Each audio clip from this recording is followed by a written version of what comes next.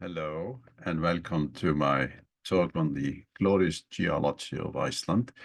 And in this case, the talk is on the Reykjanes Peninsula. From March 2021 to now in April 2025, there have been 11 eruptions on the Reykjanes Peninsula. And these are the first eruptions in around 800 years on the peninsula. Now, of course, I will describe what we have learned from these eruptions, but there are many other interesting and fascinating geological structures and processes that can be observed on the peninsula. And I shall also discuss some of these.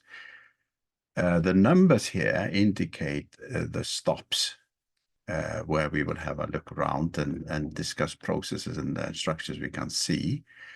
And in this part A, I will go from Reykjavik, basically, or from Hafnarfjörður, really, the town of Hafnarfjörður, down here and all the way to here, and end by looking at Fagradalsfjall and the volcanic eruptions there. In part B, I will start here at Sundhnukur, where there have been many eruptions, and then continue for the rest of the peninsula up here, and then back to Hafnarfjörður and Reykjavik. As before, the stops are discussed in detail in this book here, A Glorious Geology of Iceland's Golden Circle, and the German translation. Of course, this book was written in 2017, so it doesn't cover the eruptions since 2021, but it describes the other geological features and structures and processes on the peninsula and other aspects. And those of you who like to go deeper into the physics and mechanics and structural geology behind the processes, they can have a look at these two books here. They, of course, for those who like to understand this in a more technical sense, and they're, of course, very suitable for students and professional scientists. So, because there is so much to discuss on the Reykjanes Peninsula, I divide the talk in two parts, A and B. And in part A, the present one, we first look at a lava channel here in number 1, then a small anticline, curiosity, in 2, and then various fractures and the shape of the lake Kleifarvatn, a very interesting lake as regards shape, and I will explain to you why that is so special. The explosion craters and the geothermal fields here in this area here, and then a feeder dike, a beautifully exposed feeder dike in a mountain here called Festarfjall, and we end by looking at Fagradalsfjall itself and the 3 eruptions that occurred from 2021 to 2023. So the first stop is at a lava channel in a 750-year-old, this should be year-old, capital rain lava flow. This is a former lava river with a gentle downslope here. So you see the walls. This is one wall here. That's the other wall here. These gradually build up when the lava is flowing down here. And I show you as an example of active channel. This one here from Hekla. This photo is taken from above. So the lava is flowing here, maybe starting at 1100 degrees and quickly 1150 degrees and quickly becomes solidified partially when you go down here, further down here, and therefore the color changes. This is also from the Hekla eruption 1991, where the man here is standing as a scale. You see the lava coming out in the channel here. This is a larger channel, as you can see, and to show you a similar channel, again, on the Reykjanes Peninsula, let's look on the next slide. namely here. This one is very close to the town of Hafnarfjörður, seen from the air here. This little monogenetic volcano is called the Búrfell, and you see the beautiful lava channel coming out of it. It's up to 3 kilometers long, and when you go further down here, it becomes much wider, up to 200 meters, but the clearest part of it is this one here, where it's up to 50 meters wide. And they are more common in Pahoehoe lava flows than in, in AA lava flows, RR lava flows than in Pahoehoe lava flows. Absolutely more common in RR lava flows than in Pahoehoe. Now we come to the Hyaloclastite mountain, Sveifluhals. That's a hyaloclastite ridge, and is formed either in subglacial or submarine eruptions, definitely underwater. Probably in this case, subglacial eruption. And we see it here, and we're looking first somewhere out here at this beautiful fold. Now, folds are not very common in Iceland. They are common in the Alps and the Himalayas and these kind of huge mountain chains. But they can form, of course, if there is some horizontal compression here. And in this case, because the basaltic breccias, the hyaloclastites, basaltic breccias formed in explosions when the water comes into the conduit or the magma conduit, each layer there corresponds to one explosion. And when they're recently formed, they are kind of ductile, so they can creep down the slopes of the mountain, and if there is any horizontal compression here, as can happen during that kind of creep, it can form a little fold. In this case, the fold is N-shaped, or we could call concave down, and we call it an anticline. If the fold was concave up or U-shaped, we call it a syncline. So these are the main geometric forms of folds. And here we see, of course, Sveifluhals itself, seen from the southern part. Let me see here. And now we see Lake Kleifarvatn from the air. You see Sveifluhals as well, the Hyaloclastite mountain here. There's an aerial image of the lake, and you see immediately very strange shape here. Very strange shape. Why is that the case? Well, let's first look at the situation where the lake is located. It's located exactly here in the plate boundary zone. The plate boundary zone is where the plates are meeting and are sliding past each other. So in addition to these volcanic systems on the Reykjanes Peninsula, some say there are 5, some say there are 6, but I show here 4, and Hyaloclastite, of course, is only partially in the on the peninsula. It's mainly in the west volcanic zone. There's a plate movement here that causes earthquakes and earthquake fractures here in the zone, and the Lake Kleifarvatn is located exactly there. So let's look at if we can explain the strange shape of the lake.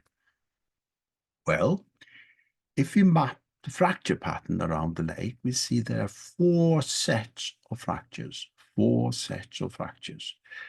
There, first of all, the northeast striking green fractures. These are partially volcanic fissures and partially tension fractures and normal faults, as are found everywhere on the peninsula, and the same trend or the same strike. We call strike means trend or orientation, direction. We see the same strike or trend or orientation here in the volcanic systems as a whole. So they strike northeast. So these can be normal faults, can be tension fracture. Tension fracture would be mainly limited to lava flows, and of course volcanic fissures, and therefore at deeper levels feeder-dikes. Then we have the north-south or north-northeast striking red fractures. These are strike slip faults. They are what we call dextral or right lateral strike slip faults.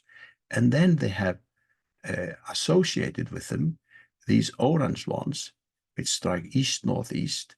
They are also strike slip faults, so-called sinistral or left lateral strike slip faults. So we have this set of strike slip faults, and in addition, we have the blue ones.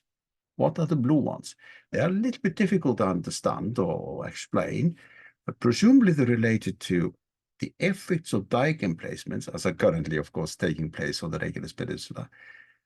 When the dikes are in place inside a volcanic system like here, they cause extension, and the extension leads to tensile stresses in this direction.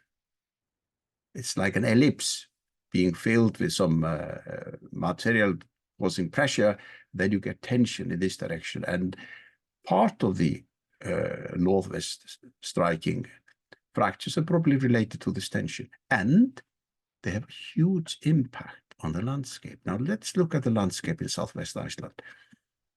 Of course, the northeast trend is very noticeable. For example, here in the fjord of Hvalfjörður and in many valleys and so on. You see that very clearly here.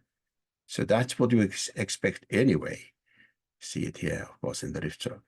But notice the change in the orientation of the fjord Hvalfjörður here. First, northeast strike, then a northwest strike, a change. And you see it very nicely in these valleys here. This one, that one, and in the part, of course, of Hvalfjörður, that one, and along the big mountain area seen from Reykjavik. Reykjavik is located here. So this landscape, this northwest trend in the landscape is very likely related to weaknesses generated by these fractures here. But the overall geometry of Lake Kleifarvatn is due to 4 fracture sets meeting there inside the plate boundary zone. Now we come to some interesting structures on a smaller scale, namely deformation bands. So what are deformation bands? Well, deformation bands are potential faults, shear fractures. Some of them become faults, but many of them do not. So what is characteristic of these deformation bands? Well, it is crushing of grains. So the grains inside these bands are much smaller and more in a more compact orientation, compact configuration than in the surrounding rock, which means the permeability, how easily the fluid can flow across it, is much less than in the rock as a whole. There can be fluid flow up and down and sideways, of course, but across it is much less. So these kind of deformation bands, which are very common in sedimented rocks, and these kind of hyaloclastite or basaltic breccias have similar mechanical properties as sedimented rocks. In those, these kind of deformation bands have great effect on fluid transport. So they're very important from that point of view, very important for fluid transport. And of course, I cannot show you the Reykjanes Peninsula, take you around there without showing you some geothermal fields. This one is in Krýsuvík, also known as Seltún, close to the southern part of Sveifluhals, Hyaloclastite Ridge.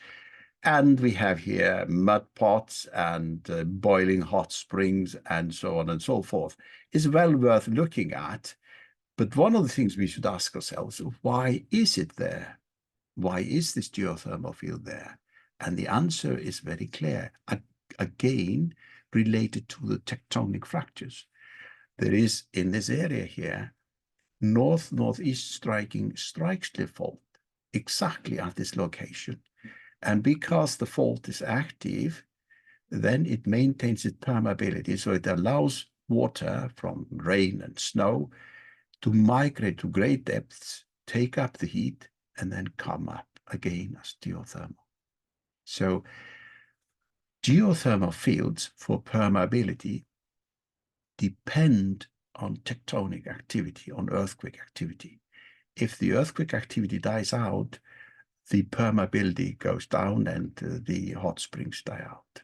So to maintain hot springs, we need earthquake activity. So earthquakes are not all bad. We need them for several things. And then we come to the fifth stop, explosion craters. There's several here, and I focus on the green one here, called, not surprisingly, Kleifarvatn, or green lake. The green color is due to minerals of silica and sulfur, and the lake is with a maximum diameter of around 360 meters, and it has also in the eruptive material, which is not very great, but there is eruptive material around it, and there you can find xenoliths, or fragments of a deeper crust of gabbro, which is a plutonic rock, basaltic rock, but formed at great depth and as an intrusion. So this gabbro is probably a big pluton that the feeder-dike to this explosion took with it on the way to the surface. Then we come to a very beautifully exposed feeder-dike. It's in the mountain Festarfjall, which is stop number 6. And we see here the dike in the pillow breccia, so the pillow breccia down here is relatively thin, 0.8 to 1.5 meters, but becomes slightly thicker there in the hyaloclastite, and much thicker when it comes to the top of the mountain. But the mountain itself, Festarfjall, is in fact only these 90 meters from here to the top. It rests on this lava flow here. So this is just older rocks here, but they're all exposed because sea erosion has cut it in half. So we can see the whole mountain, the internal structure of the mountain, very nicely here. And it's probably formed in the past 100,000 years. And the reason, I would guess it's formed in a submarine eruption, or so eruption in the sea, when the sea level was much higher. So following the ice age, ice periods, the whole crust of Iceland has been pressed down. So when the sea comes in, the sea level is much higher, can have been up to 100 to 150 meters higher. So it's likely that Festarfjall formed in the sea then, when the sea level was much higher. I normally do not discuss the dangers that can be if people go to look at some of these things I show in these talks, but I should mention here, of course, you should always be very careful and check if you decide to go anywhere in an area that you're not familiar with. But in this area, I should mention that there are rock falls from time to time, dangerous rock falls. So please be very careful if you go there. And then we come to Fagradalsfjall. This photo shows the mountain from the road to Keflavik Airport, or the road from Keflavik Airport to Reykjavik. And we are looking to the south. And it's a table mountain, probably formed some tens of thousands of years ago in presumably a subglacial eruption. And around it is a younger mountain, a lava shield called Þráinskjöldur. So this is a Holocene Pahói lava flow here, 14,000 years old, meaning that 14,000 years ago, this part of the Reykjanes Peninsula and large part of the peninsula, in fact, was free of ice. The ice from the last ice age had already disappeared here at that time. And inside this Pahói lava shield is the most spectacular fissure swarm on the Reykjanes Peninsula, the Vogar fissure swarm. And we see here part of it. These are mostly normal faults, but it's characterized by normal faults and tension fractures. And if we look a little bit to the southeast, we see the hyaloclastite cone, Keilir, and it's remarkable in connection with the eruptions in Fagradalsfjall because the feeder-dike, which was 9 kilometers long at around 2 kilometers depth, at the surface, it was much shorter. The volcanic fissures were just a few hundred meters. But at 2 kilometers depth, the feeder-dike was 9 kilometers long, and one of its ends was here under Kale, the Cone Mountain Kale. And we see in addition here the normal faults from the Vogar fissure swarm, and we see them better on this area view here. I showed you this one already in the first talk on the glorious geology of the Golden Circle. And this is a typical normal fault here we see here with the maximum displacement in the center. So the displacement on the normal fault is mainly through subsidence on one of the walls, but the other wall can rise as well a little bit. The maximum displacement, we call it throw, is in the center. And then it decreases to the ends here and here. And at the end, we have just a tension fracture. And you see many tension fracture around here and here. And of course, normal faults as well. Here's one, here's another one, and so on and so forth. So this is a part of the Vogar fissure swarm. So this map shows Fagradalsfjall, and it also shows how close the still active Sundhnukur volcanic fissure is to Fagradalsfjall. So we had 3 eruptions here, and we've had already 8 eruptions here in the past few years in these 2 volcanoes. And that was after 800 years, or close to 800 years of no activity, volcanic activity on the peninsula. When was the last eruption in Fagradalsfjall? That is not entirely known, but definitely not erupted in the past 3,000 years, and it may be even longer since the last eruption before the present ones happened. But what have you learned? What have you learned? What have these eruptions in Fagradalsfjall told us? Well, first of all the eruptions were basaltic fissure eruptions. So there was effusive activity, so very little eruption columns, so no effect basically on air traffic.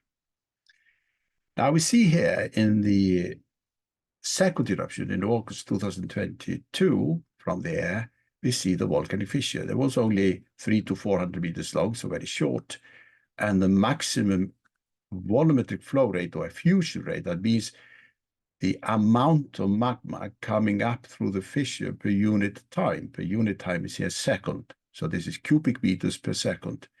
It was 30 cubic meters per second, which is very little.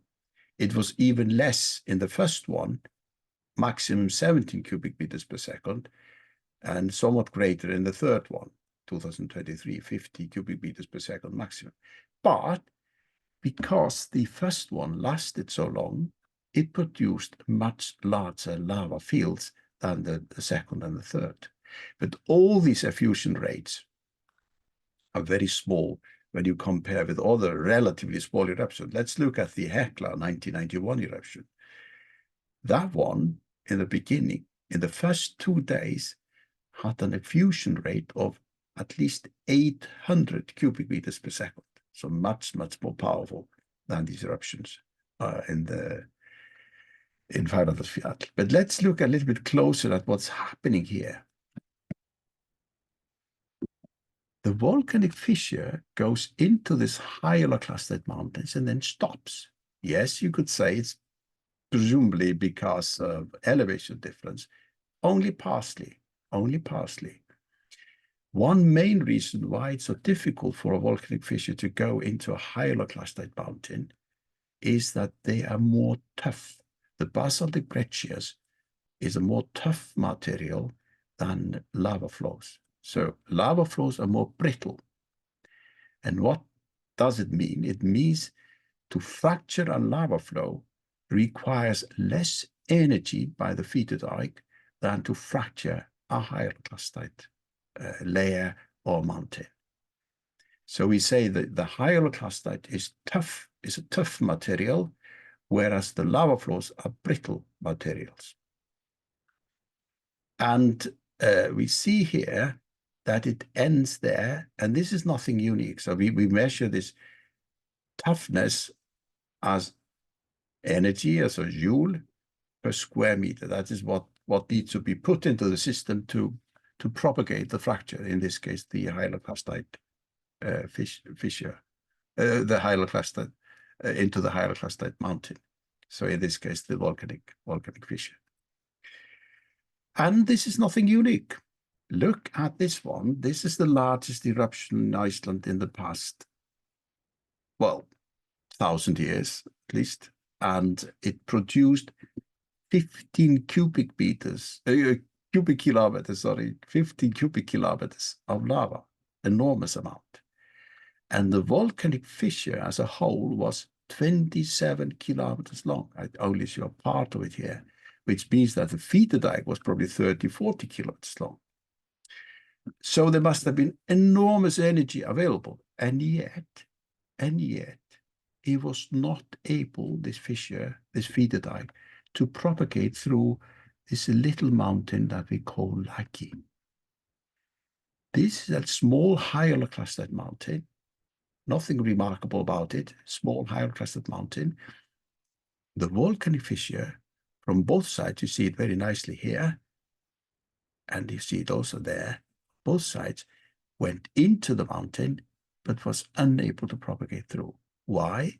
Well, partially, of course, is elevation difference, but primarily, I guess, is because this hyaloclastite is a tough material. It requires more energy to propagate a fracture through this kind of material than through the brittle lava flows. So we see also that if you compare the size of this eruption, 15 cubic kilometers, is 100 times larger than the largest eruption in Fagradalsfjall, 2021, which was 0.15. So there is nothing comparable, but even given this enormous energy, it was not able, the dike, to propagate through the hyaloclastite mountain Laki. So here we see the lava flows from the Fagradalsfjall eruptions 2021, 2022, and 2023. We see also the lava flows up to 2024 from the Sundhnukur fissure, but I will discuss this one in part B.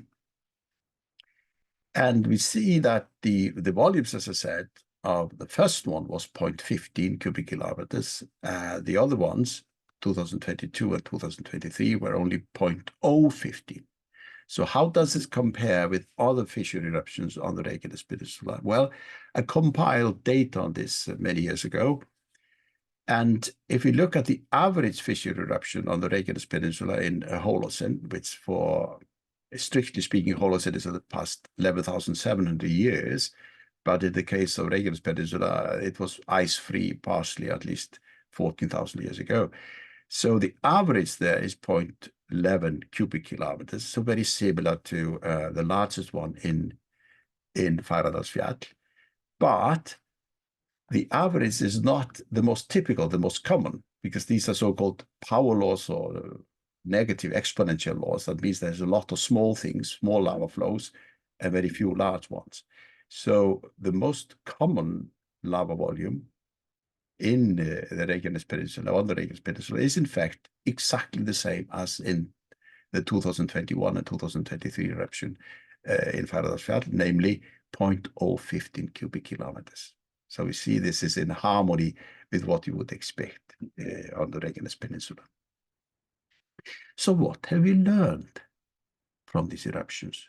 What have we learned that can help us forecast and understand eruptions in the future?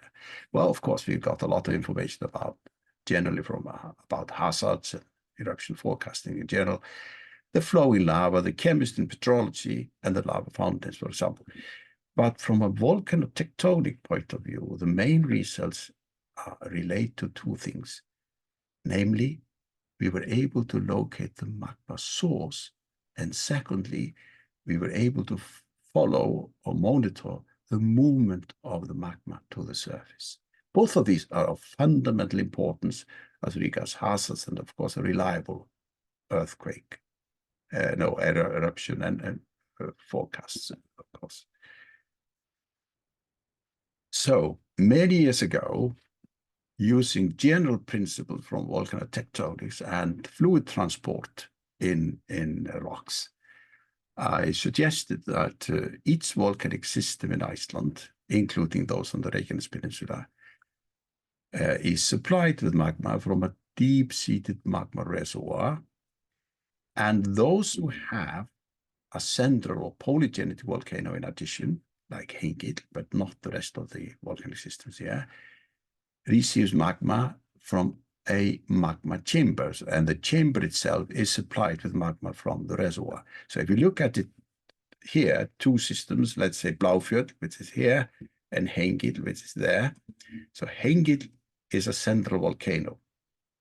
And the central volcano, yes, has a deep-seated reservoir, some of it feeding dikes out here, far away from the central volcano. But the central volcano, the polygenetic volcano itself, receives magma from a shallow chamber, which may be at 1 or 2 or 3, 4 kilometers depth. And I show here, for example, a feeder-dike coming straight from the deep-seated reservoir, in the case there is no shallow magma chamber. And I suggested for the Reykjanes Peninsula proper, so this part here, the magma for the eruption would be supplied directly from deep-seated reservoirs, because I suggested there are no shallow magma chambers there. And I suggested then that the tops of these reservoirs might be somewhere between 8 and 10 kilometer depth, at the 8 to 10 kilometers below the surface.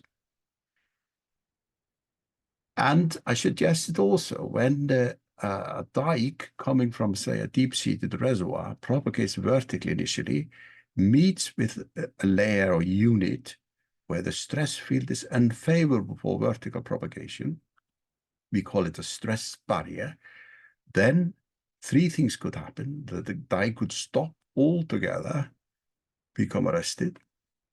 It could change into a sill, as is in fact partially happening in Sundhnukur, and I'll discuss in part B, or it could propagate as a dike under the barrier and eventually maybe find a path to the surface to feed an eruption. And that is exactly what has happened in Fagradalsfjall. Exactly what has happened in Fagradalsfjall.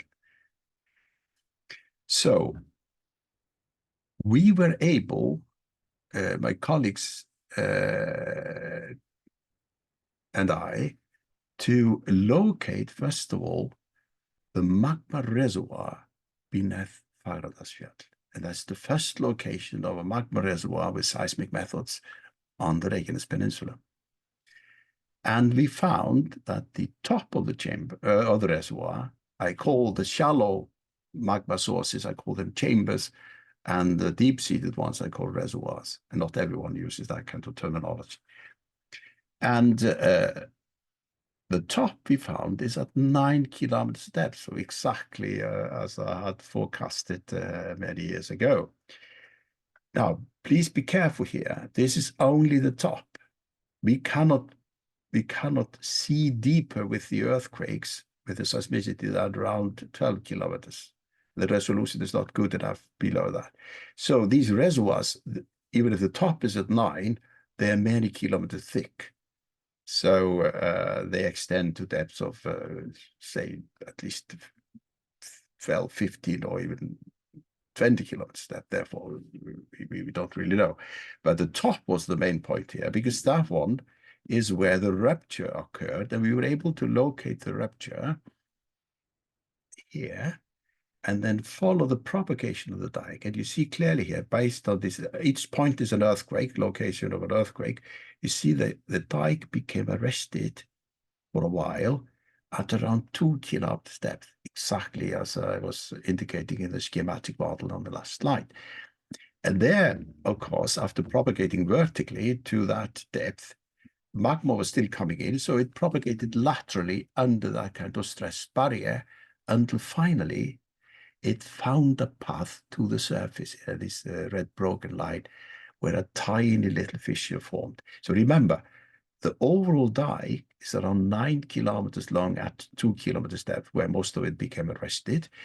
But the volcanic fissure, the little finger that went to the surface, was initially only 180 meters long. So the dike is much, much longer than the volcanic fissure. The fissure became longer later on, several hundred meters, but never anything similar to the dike itself. So most of the dike became arrested at 2 kilometers depth, but a tiny little dike, finger dikelet, came to the surface to feed the eruptions. And this has been published now just a few days ago in a journal called Scientific Reports, called the Topographic and Volcanotectonic Control on the 2021 to 2023 Fagradalsfjall eruptions in Iceland.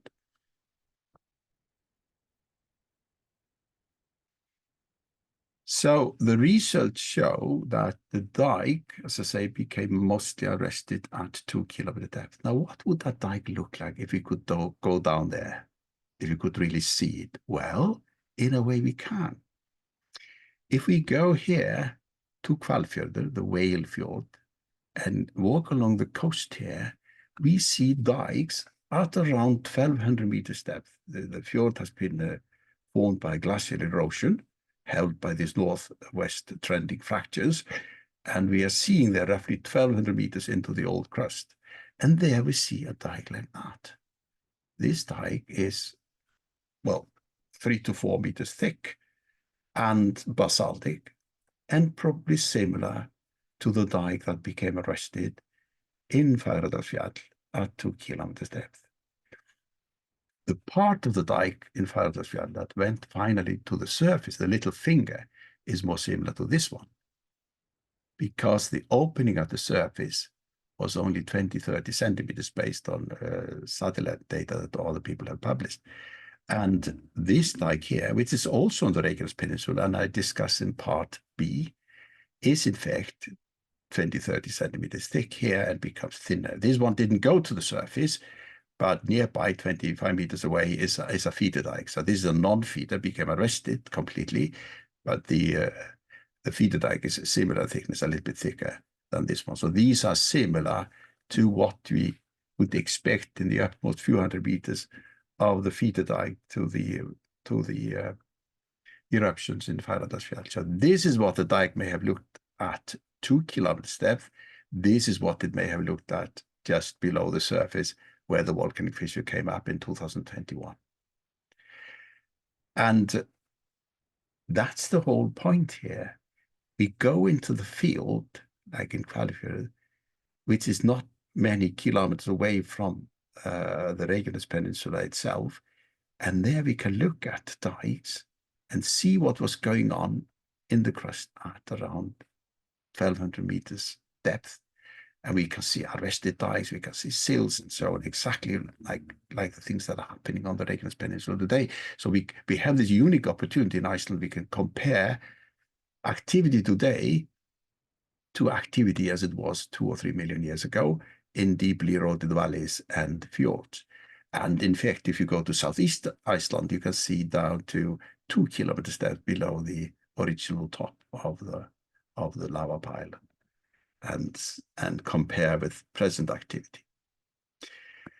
So with these words, I would like to say thank you, but emphasize that we have been able to confirm in these studies, first of all, a location of a magma reservoir of Fagradalsfjall, where it was expected to be the top at around 9 kilometers depth.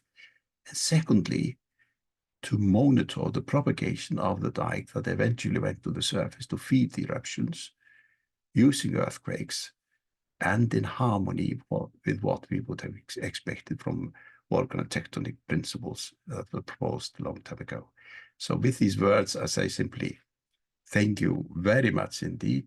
And for now, bye-bye.